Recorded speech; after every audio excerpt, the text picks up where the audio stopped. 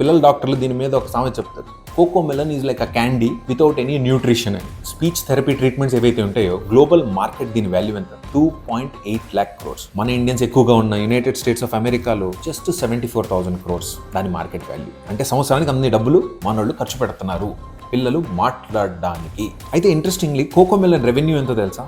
సంవత్సరానికి 8 to 12,000 crores. Same amount మనం ఇండియాలో థెరపీస్కి ట్రీట్మెంట్కి ఇస్తున్న డబ్బు. మీరు గమనించారా? ఇదివరకు 2-3 సంవత్సరాలకి పిల్లలు పడపడా మాట్లాడేసేవాళ్ళు, కానీ ఇప్పుడు ఆల్మోస్ట్ 5-6 years వచ్చినా మాట్లాడడం సరిగ్గా రావట్లా. అఫ్కోర్స్ దీనికి డాక్టర్స్ కొత్త టర్మ్స్ చెప్తున్నారు. మీకు వినడానికి చాలా ఆశ్చర్యంగా ఉన్న దాని గురించి గూగుల్ చేసుకొని లేదా తెలిసిన వాడిని అడిగి తెలుసుకుంటున్నారు. ఆటిజం అని, ADHD అని డిఫరెంట్ టర్మినాలజీ యూజ్ అవుతుంది. కానీ దీని వెనకాల రీజన్ ఏంటో ఇవాళ మనం తెలుసుకుందాం. అయితే ఈ కంటెంట్ వినడానికి కొంచెం బాధగా, ఇరిటేటింగ్గా ఉన్నా లేదా కొంచెం చేదుగా ఉన్నా ఆడపిల్లలు ఫీల్ అవ్వకండి. కొంచెం పాస్ట్లోకి వెళ్దాం. ఎక్కువద్దు, జస్ట్ ఒక 30 years. చిన్నప్పుడు అమ్మమ్మ, తాతయ్య, నాయనమ్మ అందరూ కూర్చొని పొద్దునుంచి సాయంత్రం వరకు వాళ్ళు ఏం చేశారు, వీళ్ళు ఏం చేశారు అన్ని మాట్లాడుతుంటే పిల్లలు వాళ్ళని క్లీన్గా అబ్జర్వ్ చేసి నెమ్మదిగా వాళ్ళ లిప్ సింక్ని రిపీట్ చేసేవాళ్ళు. అలానే మాట్లాడడం మొదలుపెట్టారు. ఇదే 90s జనరేషన్ చూసిన last sincere achievement. Cut to 2025. ఇప్పుడేం జరుగుతుంది? యూట్యూబ్, స్మార్ట్ ఫోన్స్, కోకోమెలన్ సగానికి సగం జీవితం స్క్రీన్స్ మీద గడిపేస్తున్నారు. దానికి రీజన్ పేరెంట్స్ జాబ్స్ లో బిజీ, ఇంటికి వచ్చాక జాబ్ వల్ల వచ్చిన టైర్డ్నెస్. కానీ పిల్లల్లో ఉండే ఎనర్జీని కంట్రోల్ చేయడం వల్ల ఫోన్ ఇవ్వు, సైలెంట్ అవుతాడు. అయితే ఇప్పుడు ఈ మూమెంట్ లో మీరు గెలిచేశారు. ఇవ్వన్, పిల్లోడు సైలెంట్ అయిపోయాడు. కానీ ఆ మూమెంట్ కాస్ట్ ఏంటి? Speech delays. It is giving birth to a new industry. ఇప్పుడు right now Indian market value 11,000 crores. దేనికి? స్పీచ్ డిలేకి ట్రీట్ చేయడానికి. కూర్చోబెట్టి మొహం మీద మాట్లాడతారు. ఇన్ వన్ వే వాళ్ళు చేసేది అదే. అండ్ ప్రిడిక్షన్ ఏంటంటే బై 2030కి ఇదే speech delay therapy institutes 22,000 crores, almost double ఆ రేంజ్ కి రీచ్ అవుతాయని. ఎందుకు అవుతుందో ఒకసారి ఆలోచిద్దామా? లేదా వీడియో మళ్ళీ స్టార్టింగ్ నుంచి చూస్తారా? అఫ్ కోర్స్ మెడికల్ రీజన్స్ కూడా చాలా పెద్ద రీజన్స్ ప్లే చేస్తాయి. Iron deficiencies, B12 deficiencies, iodine deficiencies, preterm births.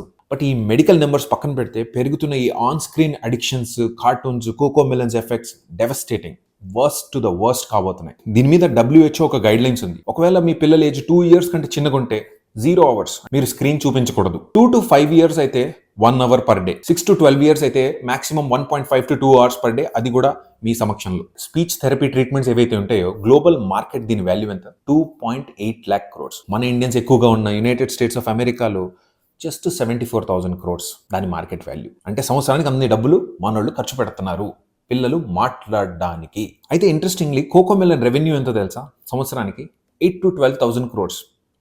Same amount మనం ఇండియాలో థెరపీస్కి ట్రీట్మెంట్కి ఇస్తున్న డబ్బు. 8 to 12,000 crores.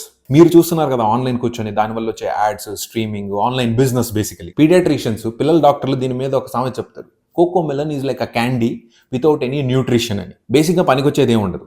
వాళ్ళు ఎంత దాని మీద కష్టపడ్డారు అంటే దాని మీద ఒక డీటెయిల్ డాక్యుమెంటరీ ఉంది ఆన్లైన్. మీకు టైం ఉంటే వెళ్ళి చూడండి. దాని మీద bright colours, sounds, every 2 to 3 secondsకి సీన్స్ మారుతూ ఉంటాయి. సో పిల్లలకి ఏమైతుంది? దానివల్ల ఓవర్ స్టిమ్యులేషన్ ఆఫ్ బ్రెయిన్ అవుతుంది. ఓవర్ స్టిమ్యులేషన్ అంటే ఏం కాదు. ఎప్పుడైనా గమనించారా? పిల్లలు బర్త్డే ఫంక్షన్లో, వాళ్ళకంటూ పెట్టిన ఒక బర్త్డే పార్టీలో అందరికంటే ఎక్కువ వాళ్ళే ఏడుస్తూ ఉంటారు. ఎందుకు?